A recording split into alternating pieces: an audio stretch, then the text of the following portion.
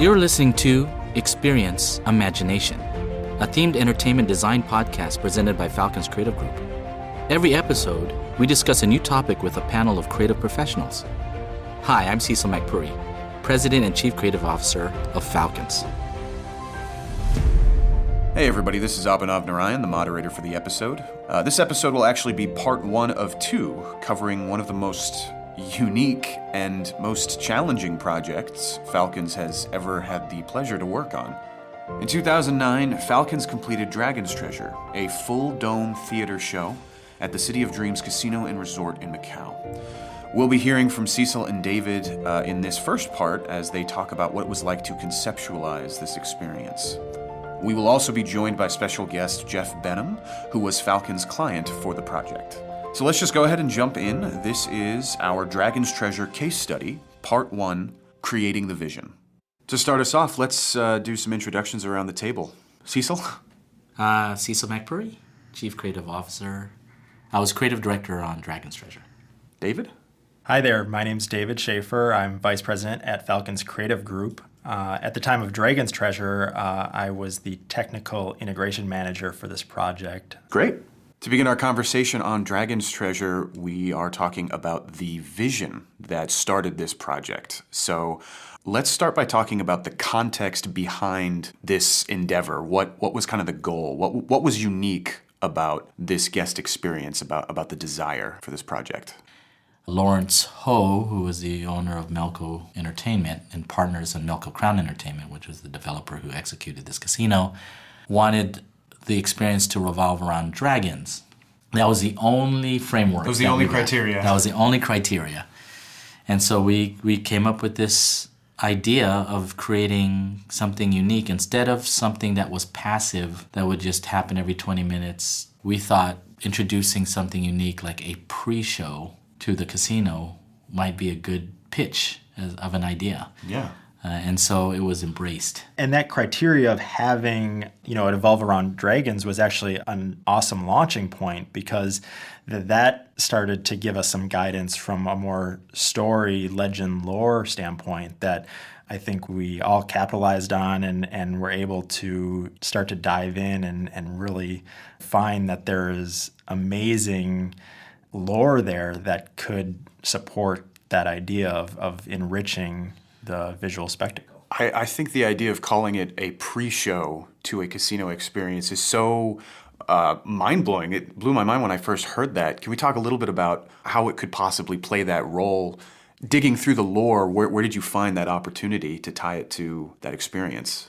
When I was ideating in my own head prior to being involved with the greater brainstorming session, I felt like an open forum would have been a challenge to introduce any story because you're so distracted by other things, right?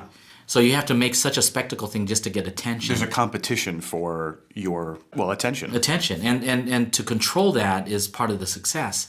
So I gravitated to saying, what can I do to create this where I could dim down the lights and forcefully have guests absorb the story? Then I realized, wait a minute, dragons are like cherubs, they're good luck. And I saw, going to these casinos, trying to understand the Chinese aspect of the casinos versus my experience in the Western casinos. Mm-hmm. There was a jade dragon sculpture in front of the casino entry that literally you couldn't decipher that it was a dragon because it had become a natural stone-looking thing because consumers would, before they go in a casino, would rub it to the point where you couldn't even decipher that it was a sculptured jade dragon. Rub it for good luck? For like good it was luck. A ritual Exactly. of all the consumers. The fact of engaging, and this is something we did due diligence on. We learned the fact that the reveal of a jade dragon or a dragon in your dreams or in your path gives you good luck.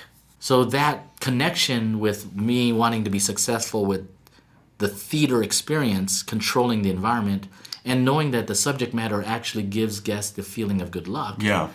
The combination of those two made it become a perfect opportunity to become a prelude to you going through the casino experience, where you have a right to gamble in Asia than it is in the Western, which is more of a vice here. But there you have the right to do so. Mm-hmm. There's no judgment.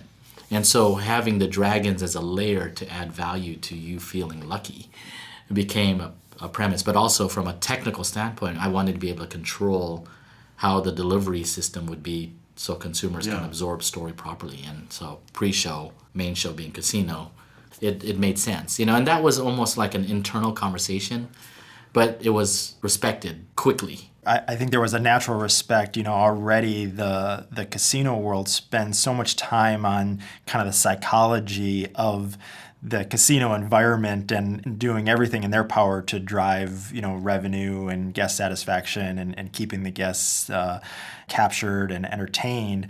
It was a natural fit. The client immediately embraced that and respected that, and because the light bulb went off of, gosh, we're already trying to figure out how to do those types of things in the casino. This makes perfect sense. This is another way that we can elevate the guest experience. So it happened organically, and it was cool to kind of see that evolve that way. But I think in retrospect, how revolutionary, because I think it hadn't been approached in that way. So exciting to kind of see it evolve there, and something that I think, was cool that it turned into that.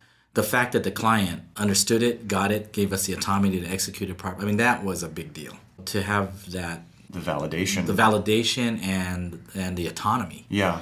To change something that they had a preconceived idea of what to do, and really revisit the whole logic of it and give us the autonomy to execute it at the scale. It is the largest projected dome ever done that we're aware of. Even to date, I don't know. But back then, it was definitely the largest edge-blended projection system. And we could talk about the technology all day long.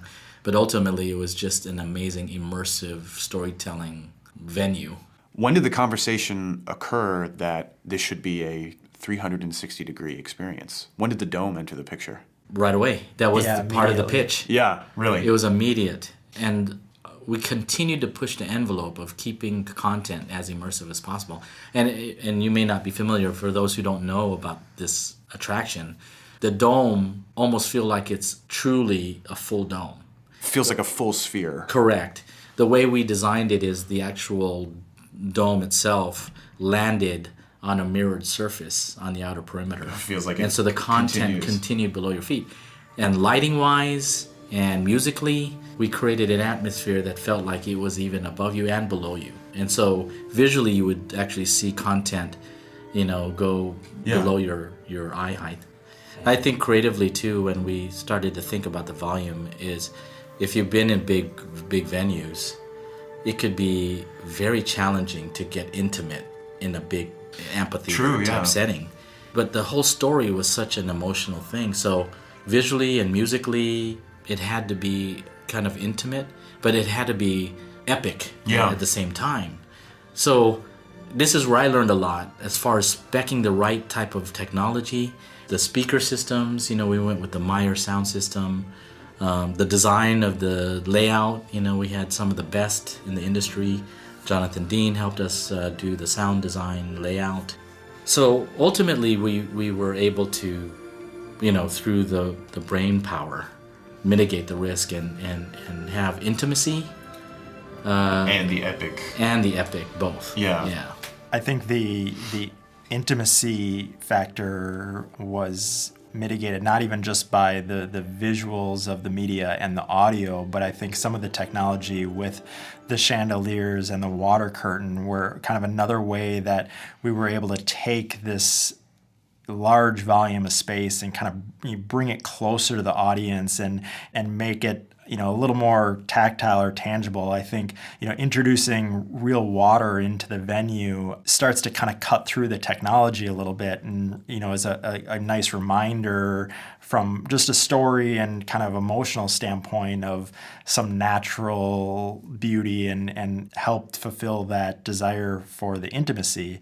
And then at the end of that act, when all those elements tucked up into the roof of the dome, and you were left with this vast void of space, that was kind of another element. The space truly transformed. So, and then as the music kicks back in, instantly it becomes intimate again. So I feel like, from a guest standpoint, it's an emotional roller coaster that we kind of took them on. And I think it's something we intentionally try to do in our attractions is lead that emotion throughout.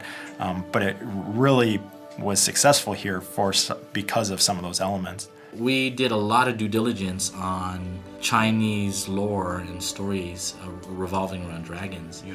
The Dragon Kings were one of the ones that kind of we embraced. North, east, south, and west dragons were kind of the main foundation for our storyline. Yeah, I think it was cool because each one of those 4 Dragon Kings kind of flexes and almost in a way wants to kind of show off its own realm and take us there.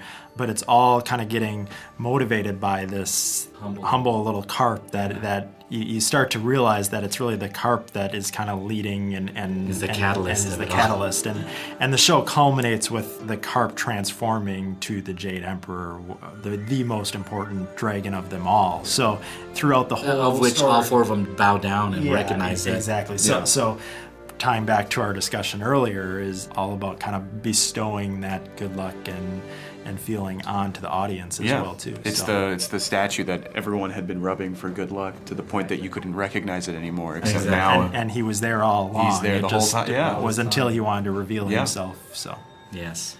Okay, well, let's continue this conversation and invite Geoff Benham, who was Falcon's client for the project. Welcome, Geoff. Thank you. It's good to be here. Awesome. Thanks for including me. You bet. I'm a fan of your podcast for sure. That's great to hear. Awesome.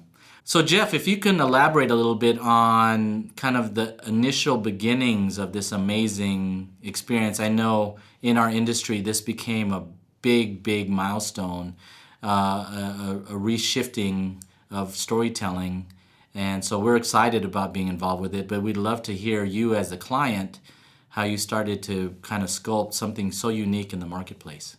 It's mind-boggling to try and think, Cecil, back to when you and I met. I had done a globetrotting trip really to talk to creative groups around the world to see who might be able to help me with this. And I remember talking to our mutually very good friend, Norm Schwab, about all this. In fact, he was helping me with some, sort of understanding some of the technologies and the lighting aspects and potentials for the bubble. And he says, you got to talk to my friends at FALCON'S. That's right. It wasn't long thereafter that you and I were sitting around a diner table somewhere in Orlando, I think. I'm pretty sure it was Orlando. Right. You flew out here. Yeah. You had laid out the Falcons sort of story to me, which was obviously very appealing. And then we just started talking, as I recall it. I sort of laid out what my original thoughts were for it, but was decidedly handicapped from being able to turn it into what it could be, and needed someone who was creative genius in my mind and able to help me assemble and run the team needed to turn this thing into what it really should have been and what it ultimately became. And I think that was one of the main reasons I fell on you guys. Obviously, your creativity and experiences had stood well by themselves, but it was in that meeting where you and I started talking about it, and you were the first group that didn't say, all right, Geoff, the pros can take it from here. You were like, hey, this is a great story. Let's start working on it. And the sparks started flying at that table. And I sort of sat back and said, I think we're off and running. Yeah, I felt the energy. Sure I mean, the were. synergy between us. It was one of those things that was supposed to be a brief meeting in the cafe. And I think it was over 3 hours by the time we actually looked up, because we were so psychologically, mentally in the creation side that everything kind of disappeared around us, and we were literally designing real time. It's like I was in this virtual world of, new ideas started to come to play, and it was really the synergy of dialogue between us became quite spectacular. I felt that there was a kindred soul in the creative process when we first started to talk. No doubt about it. And, that ultimately that's what led to such a successful partnership, I believe, between my company and yours. Yes, definitely. Along both business and personal friendship with you and David and Yvette and Scott and the whole group there at Falcons Creative. Now, yes. I won't tell the funny stories about Falcons Treehouse. But, that's another podcast. Yeah. We'll take care of that another day. But look, you and I have been doing this long enough that, you see lots of kooky ideas and do your best to put on a game face and always throw your best at it. But I really believe that the peculiar nature of this opportunity and the creative fencing back and forth that you and I had in a positive way, I don't mean fencing like a competition, but right. We were sort of, where do we go now? What can we do? It was just one thing after another that had not experienced that before, and quite frankly, haven't experienced it since. So it's a little bit daunting. It's funny you say that, because we talked to almost everybody, and it was one of those projects that we continue to reference as the perfect job. It was one of those things that creatively there was no ridiculous framework of logic that wasn't sound. Everyone was collaborating, and it was like there was no constraints to elevate ideas to make this thing better. I know, David, you were talking a little bit about how the team was incredible that that was formulated. Exactly. I mean, I think it's just a testament to the team. I mean, I think we could go around to every single vendor involved, and there was some component of this show that they had never done before. But, everyone was, rather than be scared or fearful of that, they embraced that and were excited to push that boundary and take it to the next level. I mean, from the projection design to the intricacies of the lighting, some of the show action pieces. I mean, we all of it was fresh and new. Well, we assembled the Rockstar team. There's no doubt about it. And my job really was pretty easy once we got up and rolling. All I tried to do was bulldoze for you guys, keep my company out of the way, from making a mess of it, and the contractor. That sounds light. It isn't light, and we really respected that you really trusted the assembled team to do right by the product and project.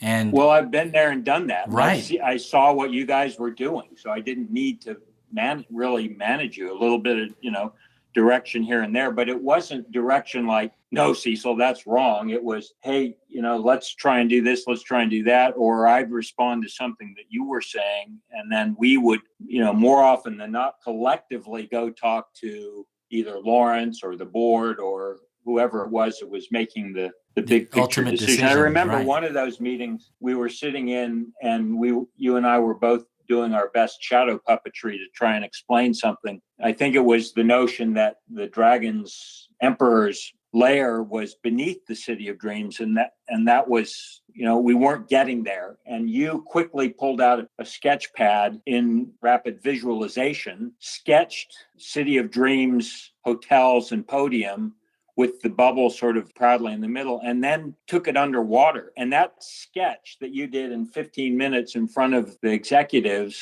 and some of the construction dudes, as I recall, that summarized it right there. And everybody went, oh, okay, good job. Keep going, guys. Yeah, I mean, it's, we have so many amazing artists here now that have taken on the baton and have taken it to another level. But that was something that I knew it had to be done in that moment. And you looked at me and said, well, we're not getting there with dialogue. What can we do beyond dialogue? And that's when, we were able to do something visual, and it just became clear for everyone. They could actually recognize the logic of the storyline and how it was reflected underwater. Wow, great memory. I remember kind of a similar experience. I think at one point we were probably mid-technical design, and I'm sure you were getting pressure on your side, Geoff, to question, are these guys really hitting their mark? Are they going to be able to pull this off? And I remember there was a gentleman kind of leading up, I think, more the construction side and came from that large-scale construction background. And he flew out to Orlando, I think, with the intent to, bang some heads together and really show us how it's done and really try to put the project team in check. And we all collected here at our office and had, all the show team here and basically presented their designs. And I think we just completely overwhelmed him. I mean, he by the end of a day or two of meetings, he was just kind of speechless. And he was, from that point on, he was a total ally and advocate we as a team had proved ourselves that we know what we're doing and can actually achieve this. And I think it all kind of ties back to what you were saying before, is it's about that communication. It's not just the technical drawings, but it's the dialogue in between And the logic behind and the it. logic behind Yeah. it and the creativity. I mean, I think at that point we had little scale model maquettes and things that you could, touch and look at and communicate, well, this is how this is going to work, and we're going to do this over here. And I think all of that was just so far beyond what he was traditionally presented with in the construction type role. So he was just overwhelmed, and ultimately I think that just put us in a good position because, again, it gave us the support that we needed to execute. My company was scared to death of what we were doing. Nobody had ever done what we were doing. There was nothing to reference, nothing to say it's like this, right? Yeah. It was just our ability to somehow keep everybody calm and let us keep going. It was interesting because we were that rogue team that didn't let other ancillary things get in our way. We were showing that there was no critical path. We set a goal and we were going to hit it. Well, I think the key word you said there, buddy, is team. No doubt. And yeah. Falcons and, well, certainly my crew within Melco Crown Entertainment were able to form that team. And we operated very, very differently to other groups that were trying to produce different pieces of the project. Yes, right. And certainly from my standpoint, it was one of the huge benefits is that we had a very open and candid relationship, you and I in particular. And I could tell you when we had problems and vice versa. Oh, we could yeah. discuss it and come up with a plan rather than standing toe to toe, screaming and yelling and threatening and this, that, and the other. There was never Which finger happens pointing. all too frequently in projects. And exactly. You reap what you sow. Yeah. And I'm proud of what Falcon's creative group has become. And I feel a little bit responsible for helping incubate that because, while you certainly spoke a good story, I knew there was a lot of this stuff that was so brand new. Your internal team were stellar just from the outset. There's no question that Falcon's brand is 100% benefited from Dragon's Treasure. It was incredible for us as a brand. It was our, I think, second Thea Award, and it won the VES Award, which was our first. That's right. So to have the visual effects community embrace something that was a special venue instead of a feature film was huge. Yeah, very proud, and we're very grateful to have been involved, and it has elevated our brand significantly. The feeling is mutual, and we were trying desperately to help Macau create this new entertainment slice that was different from the game. And, Falcon's Treehouse played a major, major, major role in that. And I'm so grateful that I met you, Cecil. And you guys are the best. You know how to get a hold of me. Anything I can do to help you guys along to get the word out about doing these crazy projects and having the nerve and making the commitment. I'm happy to help. Thank you for that extension. I really appreciate it. My pleasure. All right. Thanks, guys. Talk to you soon. All right. Thanks, Geoff. Well, that concludes part 1 of our Dragon's Treasure case study. Part 2 will be coming out soon, and in that episode, we will be talking about how the vision was executed. We'll be joined again by Cecil and David, and also by the director of sound here at Falcons, Rick Morris. We'll also be joined by 2 special guests for that episode, including Norm Schwab, who was the lighting designer on the project, as well as Klaus Bedelt, the world-famous music composer who's known best for his work on Pirates of the Caribbean and other major Hollywood works.